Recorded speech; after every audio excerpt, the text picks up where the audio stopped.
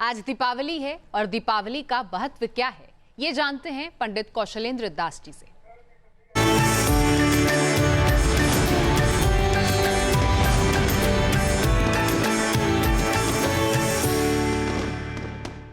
नमस्कार, आप सभी को दीपावली की ढेरों शुभकामनाएं और न्यूज नेशन में आपका स्वागत है।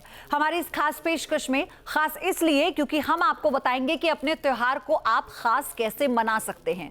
इसी पर आज हम बात करेंगे और जो मेरे साथ मेहमान जुड़े हैं उनका परिचय पहले मैं आपसे करवा देती हूँ। मेरे साथ शास्त्री कौशलेंद्र दास जी जुड़ गए हैं, विभागाध्यक्ष हैं राजस्थान संस्कृत विश्वविद्यालय जयपुर से। शास्त्री जी, बहुत स्वागत है न्यूज नेशन पर आपका। नमस्कार न्यूज नेशन के सभी दर्शकों को और पयोधी जी, आपको इस पंच पर्वा दीपोत्सव पर अनेकानेक शुभकामनाएं। अब देखिए, अपन दीपावली पे बात करते हैं। आपने बहुत अच्छी बात कही। दीपावली शब्द दो शब्दों के मेल से बना है। एक शब्द है दीप और एक शब्द है आवली। दीप और आवली शब्द को जोड़ने पर एक अर्थ निष्पन्न होता है और वह अर्थ है दीपों की पंक्ति, ए रो ऑफ द लैम्प्स। दीपों की जो पंक्ति है उसी को दीपावली कहते हैं। अच्छा, दीपावली के साथ एक बड़ी भारी बात है। परशुराम कृष्ण गोड़े जी, जिन्होंने दीपावली पर कार्य किया, उन्होंने कहा कि दीपावली का जो उद्गम है वह बहुत पुराना है। दीपावली के अनेक शास्त्रों में अनेक नाम है। कुछ जगह कार्तिक कृष्ण अमावस्या को सुखरात्रि कहा गया है, कुछ जगह इसे यक्षरात्रि कहा गया है। और यक्षरात्रि का तात्पर्य, यक्षरात्रि कामसूत्र जब वात्स्यायन ने लिखा, वात्स्यायन ने दीपावली की रात्रि को यक्षरात्रि के रूप में कहा, जिस पर टीका करते हुए 11वीं शताब्दी में पंडित यशोधर ने, जिन्होंने कामशास्त्र पर जयमंगला नाम की टीका की, उसमें उन्होंने कहा यह जो यक्षरात्रि है यह कार्तिक कृष्ण अमावस्या की रात्रि है। कालांतर में प्राकृत भाषा में, अपभ्रंश में इसी यक्षरात्रि को जखरत्ती के नाम से कहा जाने लगा। अब ये दीपावली का इतना महत्व है। अच्छा, केवल वैदिक सनातन धर्मावलंबी ही नहीं, जैन धर्म के 24वें तीर्थंकर भगवान महावीर इसी दीपावली पर महानिर्वाण को प्राप्त हुए। अतः उनके जो 18 राजा थे, जो राज्य परिषद थी, उन्होंने एक वाक्य कहा। उन्होंने कहा कि मूर्त ज्ञान का प्रकाश फैलाने वाले मूर्त महावीर तो चले गए हैं, वे अमूर्त हैं, एब्स्ट्रैक्ट में चले गए, अब वे अमूर्त हो गए। आइए अब हम दीपों से बना हुआ प्रकाश करके ज्ञान को फैलाएं। तो महावीर भगवान महावीर स्वामी से भी दीपावली का पर्व जुड़ा। सिखों के यहाँ हरगोविंद जी जे, उनको ग्वालियर के वहाँ से मुक्ति हुई तो सिखों से भी जुड़ा, बुद्धिज्म से जुड़ा। तात्पर्य यह है कि यह जो कार्तिक की अमावस्या है, यह अमावस्या वैदिक काल से लेकर, पौराणिक काल से लेकर, धर्मशास्त्र के ग्रंथों से लेकर आज तक जैनिज्म, बुद्धिज्म और सबको करके एक ऐसे केंद्र पर लाकर एक सम्मिलन एकत्रित कर देती है कि प्रत्येक भारतीय के मन में एक इस प्रकार का उल्लास प्रकट होता है जो अनोखा है। इतना ही नहीं, अपन यदि बात करें पाकिस्तान में जो मुल्तान है, वहाँ एक 16वीं शताब्दी में बड़े भारी विद्वान हुए थे अब्दुल रहमान। उन्होंने एक ग्रंथ लिखा संदेश वाहक, जो प्राकृत भाषा का है।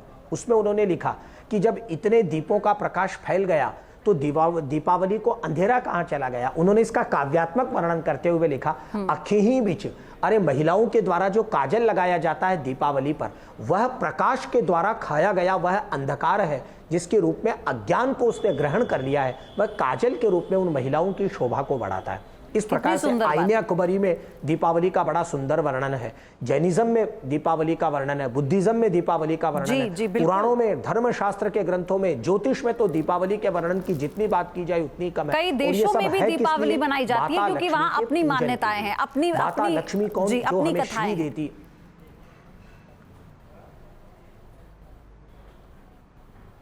आप सही कह रही हैं, नेपाल में, श्रीलंका में, भूटान में और कंबोडिया, सिंगापुर, थाईलैंड में, सब जगह दीपावली का इतना, और मैं तो बहुत प्रसन्न होता हूं कि वे लोग कितने महान हैं जो पाकिस्तान के हमारे हिंदू भाई हैं, वे वहाँ दीपावली मना रहे हैं।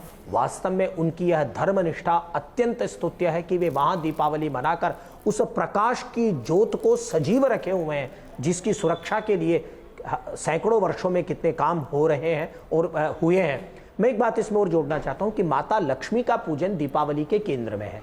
माता लक्ष्मी का तात्पर्य है श्री, शोभा, सौभाग्य, समृद्धि, सुख, ये सब माता लक्ष्मी से आकर के जुड़ते हैं। लक्ष्मी जी जब कृपा करती है तो घर में धन होता है, धान्य होता है, संतान होती है, पुत्र गुणी होता है। लक्ष्मी जी की कृपा से ही व्यक्ति को सारे सुख प्राप्त होते हैं। अतः लक्ष्मी जी के पूजन का जो विधान है दीपावली पर, वह यह है कि सायंकाल सूर्यास्त के समय प्रदोष काल में महालक्ष्मी माता का यथाविधि संपूर्ण श्रद्धा के साथ जो भी सामग्री हमको, हम चाहे गांव में है, नगर में है, जो हमारे पास सामग्री है, उसके साथ संपूर्ण भावना से, श्रद्धा के साथ माता लक्ष्मी का पूजन करना चाहिए। वेदों का कथन है, श्रद्धया सत्यमाप्यते, श्रद्धा से ही सत्य की प्राप्ति होती है। माता लक्ष्मी का पूजन करते समय यदि बहुत संस्कृत नहीं आती हो तो भी ओम महालक्ष्म्यै नमः कम से कम इस मंत्र का उच्चारण करना चाहिए। और यदि हम थोड़ा सा अच्छा मंत्र बोल सके, हम संस्कृत का थोड़ा अभ्यास हो, तो हम लोगों को नमस्तेस्तु महामाये श्रीपीठे सुरपूजिते शंख चक्र गदा हस्ते महालक्ष्मी नमोस्तुते। संस्कृत यदि हमसे नहीं बोले तो भी संपूर्ण श्रद्धा के साथ हमको भगवती का पूजन करना चाहिए। माता लक्ष्मी के साथ भगवान गणपति का पूजन होता है, और धन जब आ जाता है तो विवेक अनियंत्रित नहीं हो जाए, इसलिए लक्ष्मी जी के साथ भगवती सरस्वती के पूजन करने का भी विधान है।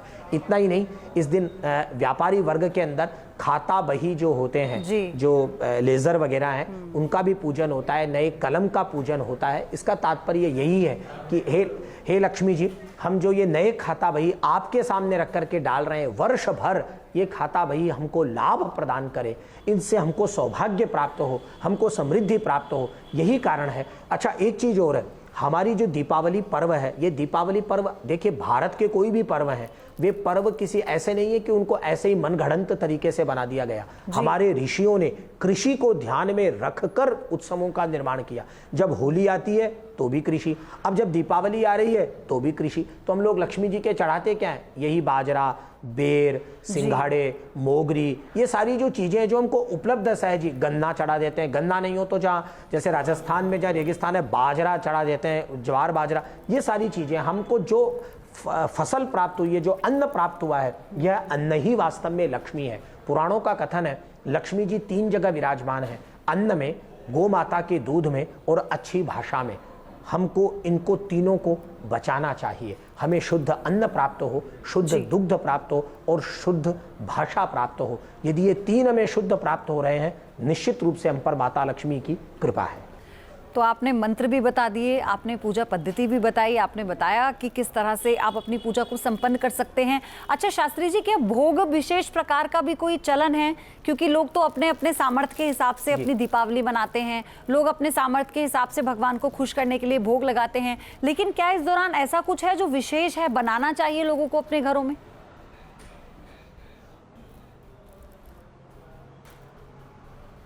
देखिए, आपने बहुत अच्छा प्रश्न किया पयोधी जी, लेकिन मैं एक बात कहना चाहता हूँ। शास्त्र ने लक्ष्मी पूजन का विधान किया, न तो किसी सामग्री का उल्लेख किया है, न किसी भोग का उल्लेख किया है, न कोई दक्षिणा का उल्लेख किया है। यह आपके सामर्थ्य के अनुसार है।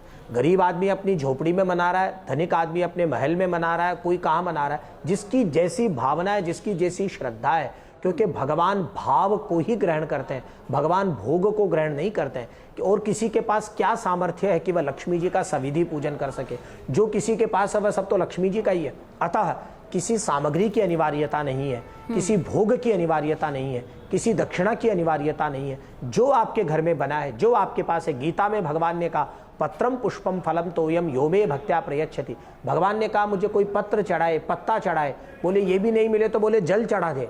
तो यदि कोई आदमी अंजलि भर के जल भी चढ़ा देता है भगवान को, इतना भी नहीं हो, हाथ जोड़ के यदि कोई नमस्कार कर लेता है भगवान को, उससे ही भगवान प्रसन्न हो जाते हैं। क्योंकि संसार में किसी मनुष्य का यह सामर्थ्य नहीं है कि वह भगवान को कुछ चढ़ा सके। जो उसके पास है वह तो सब भगवान का, ये तेरा तुझको अर्पण क्या लागे मेरा। अतः हमारे पास जो सामग्री है, जो व्यवस्था है, जैसा हमारे पास सुविधा प्राप्त है, उसके अनुसार हमको देवताओं का पूजन करना चाहिए। बिल्कुल। और सबसे बड़ी बात यह है कि भगवान सच्ची श्रद्धा से प्रसन्न होते हैं, ना कि 56 भोग से और वो नाना प्रकार के जो तोहफे आप लाते हैं और सोचते हैं कि प्रभु और भगवान के चरणों में रख देंगे तो वो प्रसन्न हो जाएंगे। वो तो ईश्वर हैं, तो आप एक अच्छी भक्ति, सच्ची भक्ति से अगर कुछ भी मांगेंगे तो आपको जरूर मिलेगा। तो हमारी इस खास पेशकश में इतना ही। न्यूज नेशन के परिवार की तरफ से आप सभी को दीपावली की ढेरों शुभकामनाएं।